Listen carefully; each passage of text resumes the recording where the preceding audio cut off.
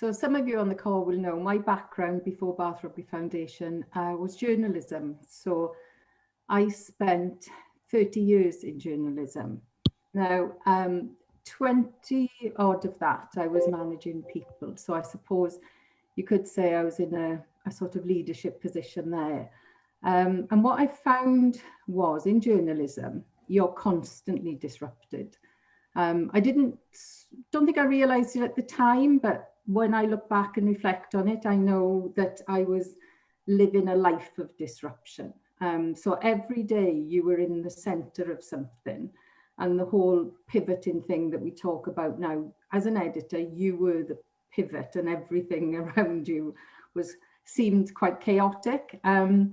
Obviously it wasn't chaotic. There was purpose, there was activity, there was intention.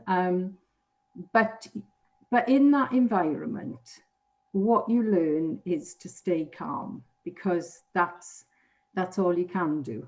And that was it was a really good time for me, although it was during the 80s and 90s when nobody could ever work hard enough and greed was good and nobody'd ever mentioned purpose. I don't think that's probably one word I never used in any environment, was somebody's purpose.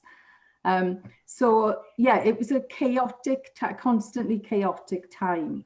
But when there was any downtime, what people in journalism were very good at was testing themselves and preparing for crisis, because we thrived in a crisis. We loved a crisis, so we prepared for crisis. What we didn't prepare for ever was calm. We didn't know what to do when things were calm, so we just created another crisis. That's generally how we lived.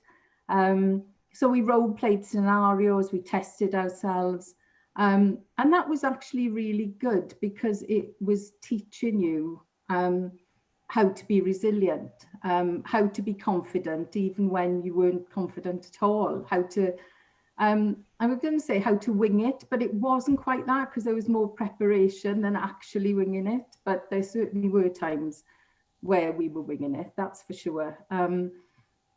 And I remember a bit of advice I was given during that time, and that's when you are preparing for disruption and crisis, that it's really important to test the weak areas. What we do as leaders is we say, right, we want to achieve this goal, we want to get to this point, and then we think of all the strongest people we're going to take with us, and we sometimes miss the weaker bits. And so whenever I'm planning something now, I try to remember that and think, right, where could we trip up here? Where could we make a mistake? Maybe I don't want to say where could we fail, because I always think that you're learning. So failure isn't really the word, but yeah, constantly testing that. So I suppose in summary, I'd say my years in journalism prepared me really well for where we are now.